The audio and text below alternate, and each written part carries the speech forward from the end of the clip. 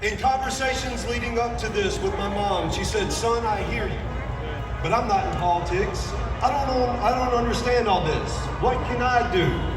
After some thought, I told her about Braver Angels, who got their start in 2016, and their mission, tackle depolarization. It's not about changing your politics. It's about changing your civics. Treating all people with honesty, dignity, and respect. The Braver Angels way.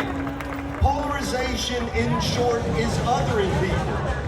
All of them do this.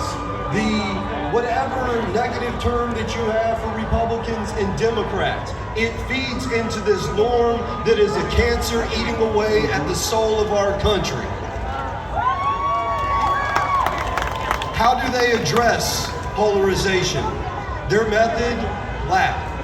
L-A-P-P. Listen, acknowledge, pivot, perspective. Listen and acknowledge when you speak to people. When they're othering an entire group, try to pivot the conversation and provide perspective. Listen, acknowledge, pivot, perspective. I highly encourage their workshops. It was great for community building, and we can all be braver angels today. So, allow me to ask of you while you're here, will you commit to peace and reject violence? If so, repeat after me. I choose peace. I choose peace. I am not the threat. I am not the threat. Law enforcement, please, I hope that you are equally committed to protecting these peaceful demonstrators.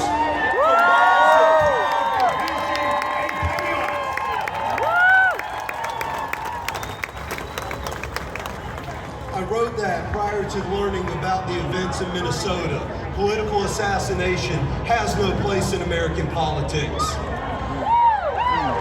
It is my greatest fear coming to life, and we stand here trying to decide if we will go over that cliff, if we will continue that violence, or if we will together say no. With that done, let me introduce myself. I'm Sam. That's Sam. I'm with 5051 South Carolina, and I joined the movement late February. 5051 is a grassroots group dedicated to supporting the Constitution and committed to nonviolence. I came to this movement, and I stand before you a man of principle. In particular, the principles of fidelity, duty, and transparency. All right. So I think it's appropriate that I give you a story of where I got those principles from. As a child, I knew I was going to be in the military. I took the oath of enlistment on my 18th birthday, and I started my path to become a United States Marine. And boy, did I drink that Kool-Aid. I love the Marine Corps values, so I'd like by sharing the Corps' most prominent value enshrined in our motto. Semper Fidelis, always faithful. Faithful, or fidelity, faithfulness, is such an important value. Fidelity to my wife, fidelity to my assigned role, fidelity to my country and my oath. Fidelity is the value that keeps me grounded and centered in uncertain times. A value that says death before dishonor. In contrast to my desires for the military service stood my parents' desires for me to get an education. It was a compromise. I would join the reserve so I could be a Marine and attend college. My father's top pick, the Citadel. As a knob at the Citadel, I learned that duty is a common word at that school. Duty uniforms, guard duty, the duty officer. I also learned duty as a core value. Duty is centered on individual accountability and the moral obligation of responsibility for the welfare of others. After freshman year, I would leave the Citadel and deploy to Afghanistan with the Marines. Quick aside, this flag I had flown whenever I was in Afghanistan in 2011. It has attended with me on every protest I have been to, a reminder of time served. I did my time on active duty and returned to the Citadel to finish my degree and share my experience with the freshmen as their cadre. In my senior year, I would be the recipient of the Society of Cincinnatus Medal, given, quote, to cadets who demonstrate they are both a good soldier and a good citizen. Why me? Duty. It's bigger than the last one. I was just doing my patriotic duty. For me, this is my patriotic duty. To resist what I know is wrong.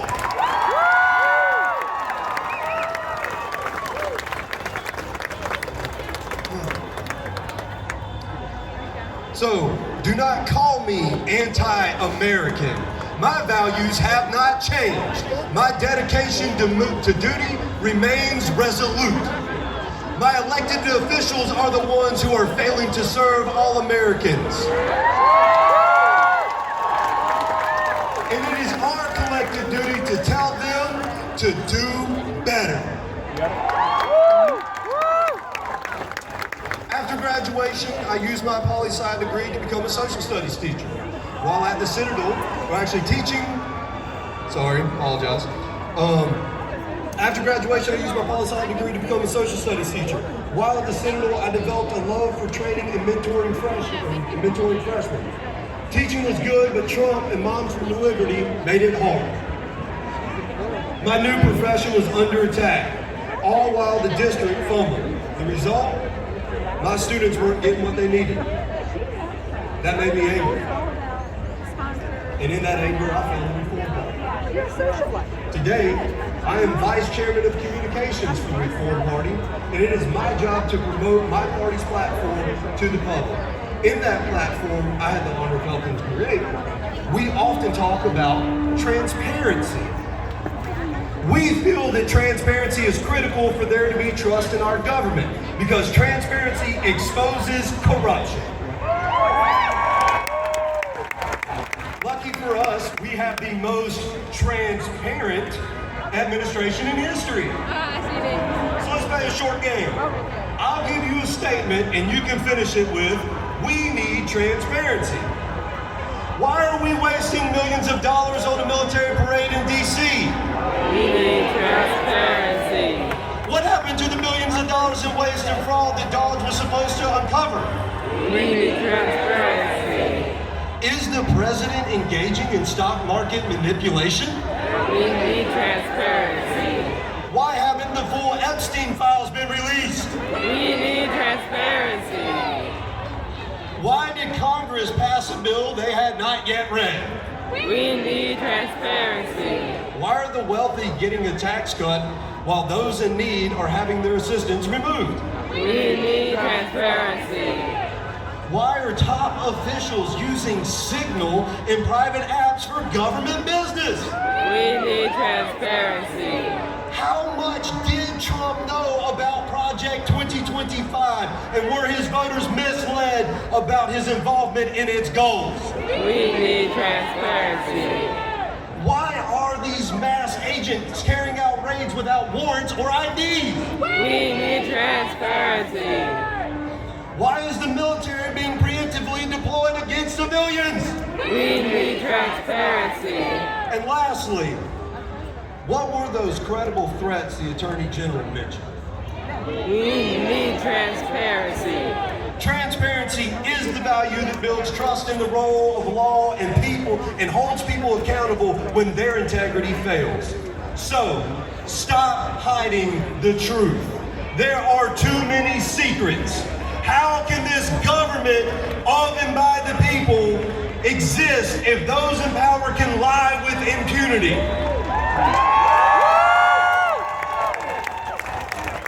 So as I close, I want to review those three values: fidelity, duty, transparency. Let me assure you that they're not anti-American values. When taken together, though, I think that these values perfectly reflect why we are all here. So if you can humor me just one last time, I'd be honored if you'd help me repeat them for everybody to hear. Fidelity, Fidelity, duty, duty, transparency, transparency, honor, fidelity, fidelity, duty, duty, transparency. transparency, One more time. Fidelity, fidelity, duty, duty, transparency. transparency. If you think you'll forget, just remember FDT.